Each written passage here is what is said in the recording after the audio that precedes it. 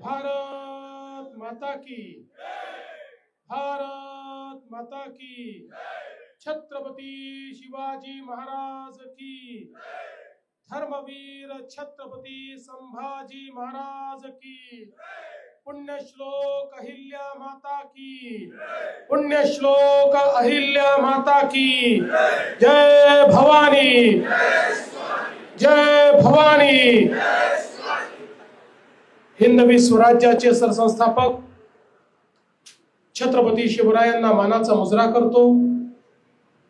भारतीय राज्यघटनेचे शिल्पकार भारतरत्न डॉक्टर बाबासाहेब आंबेडकर यांना मानवंदना अर्पित करतो। लोकमाता पुण्यश्लोक अहिल्यादेवी होळकर यांच्या 300व्या जन्मजयंतीच्या निमित्ताने भारतीय जनता युवा मोर्चाच्या वतीने आयोजित युवा प्रेरणा संवाद कार्यक्रमामध्ये मंचावर उपस्थित असलेले राज्याचे उच्च व तंत्र शिक्षण मंत्री चंद्रकांत दादा पाटील, मंचावर उपस्थित आमदार विक्रांत पाटील, योगेश टिळेकर, शंकर जगताप, हेमंत रासने, अनुप मोरे, राजेश पांडे, धीरज घाटे, विजय चौधरी, निवेदिता एकबोटे, करण मिसाळ, त्याचप्रमाणे श्रीनाथ भीमाले, शत्रुघ्न काटे, संदीप सातव, सुदर्शन पाटसकर, राज तापकीर, निखिल चौहान, संकेत जगताप, योगेश मैन, अमृता मारणे, कुणाल टिळक, तेजस्विनी कदम, नवनाथ पडळकर, गणेश कळमकर, वर्षाताई भोसले, मंचावरील सर्व मान्यवर ज्यांचा आपण सत्कार केला ते आमच्या सर्व कर्तृत्ववान युवा भगिनी आणि उपस्थित सर्व माझ्या भगिनी आणि बंधूंनो,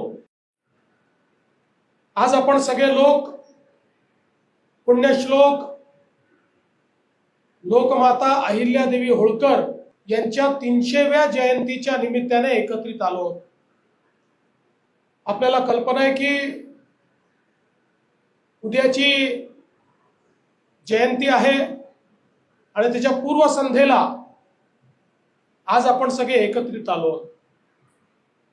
300 वर्षापूर्वी जन्मलेल्या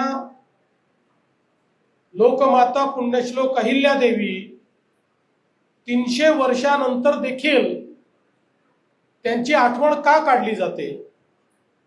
300 वर्षानंतर देखील त्यांचा राजकारभार, त्यांचा लोकव्यवहार या प्रत्येक गोष्टीची आठवण का काढली जाते?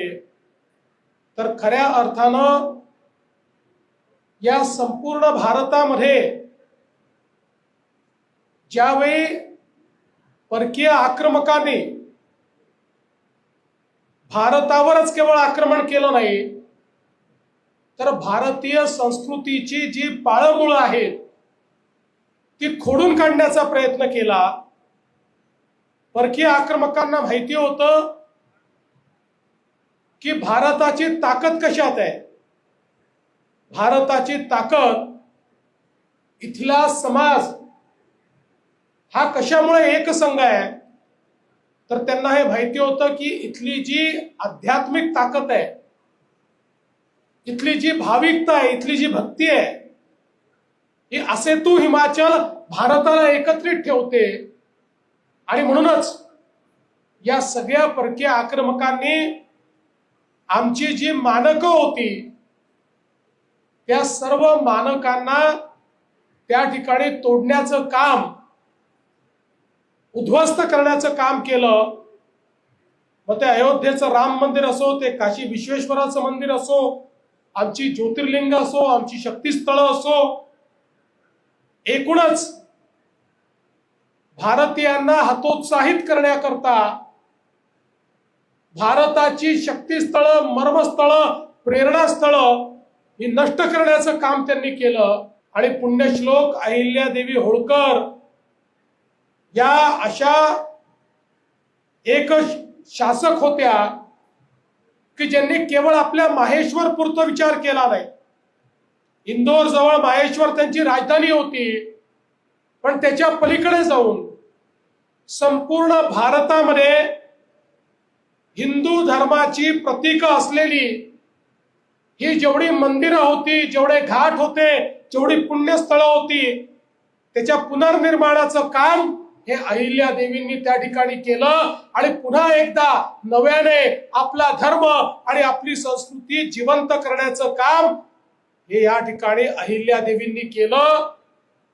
आणि म्हणूनच आज ज्यावेळी आम्ही ज्योतिर्लिंगांना जाऊन त्याचं दर्शन घेतो, त्यावेळी खऱ्या अर्थानं अहिल्या मातेचे आभार मानले पाहिजेत की त्यांच्यामुळे आज या स्वरूपामध्ये आम्हाला ही ज्योतिर्लिंग पाहायला मिळत आहेत. आपल्याला माहितीये काशी विश्वेश्वराचं पुनर्निर्माण माननीय मोदीजींच्या हस्ते झालं. अहिल्या देवींनंतर पहिल्यांदा काशी विश्वेश्वराचं पुनर्निर्माण हे मोदीजींच्या नेतृत्वात झालेलं आपण बघितलं.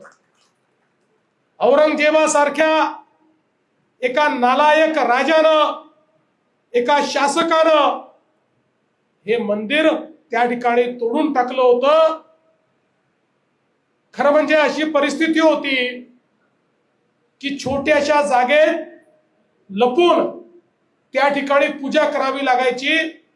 तिथे घाटाचं पुनर्निर्माण, मंदिराचं पुनर्निर्माण हे अहिल्या देवींनी केलं.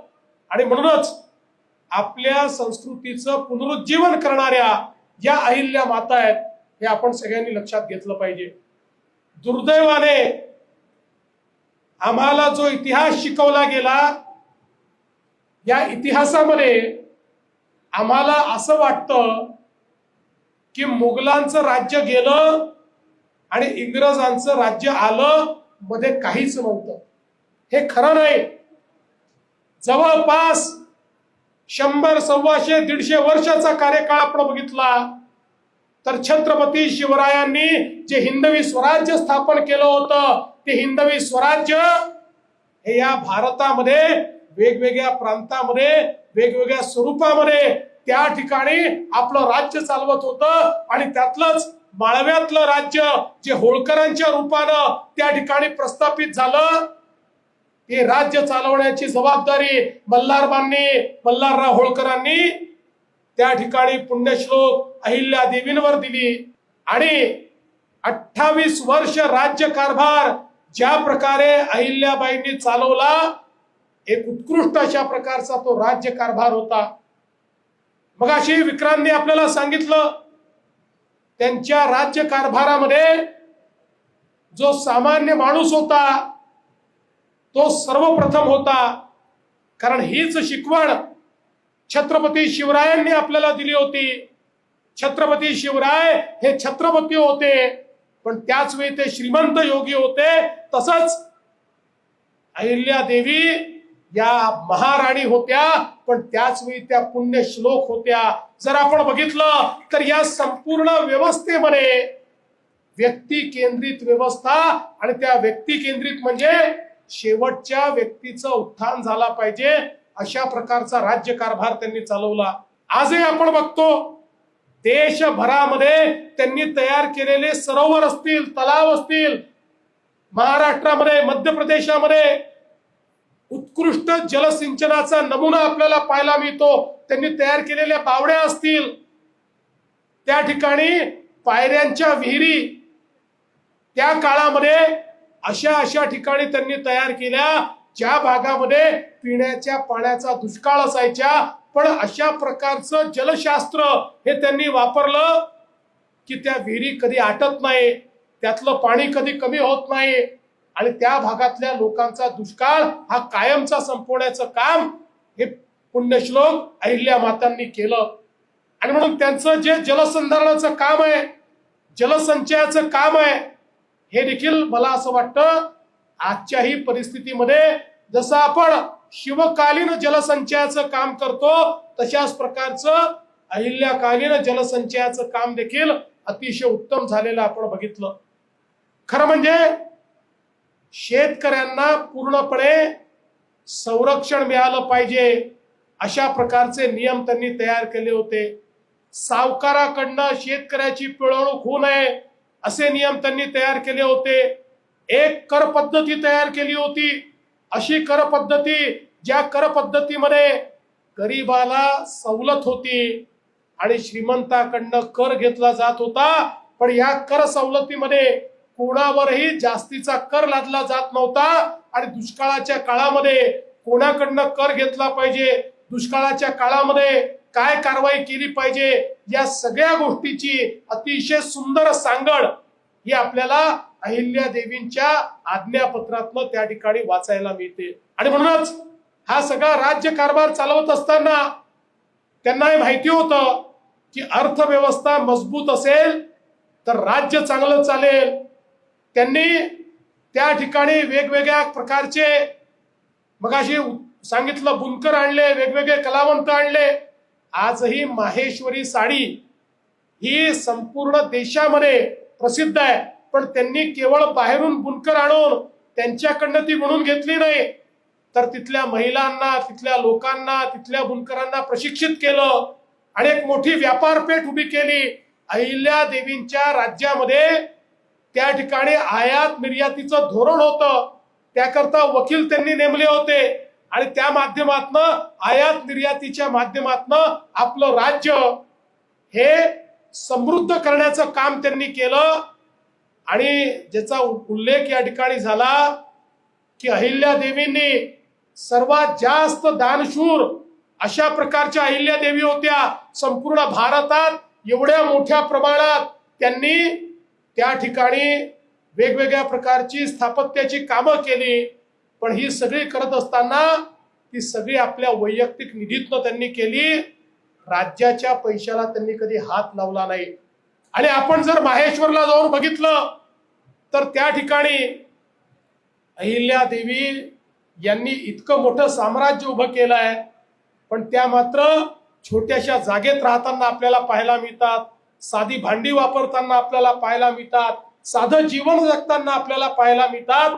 म्हणजे श्रीमंत योगी जसं आपण म्हणतो की श्रीमंती आहे, पण तरी देखील ती मला भोगायची नाही आहे, ही समाजाची आहे, जनतेची आहे, हे जे काही आहे ते जनतेकरता मला वापरायचं आहे, अशा प्रकारच्या विचाराने त्यांनी राज्यकारभार चालवला.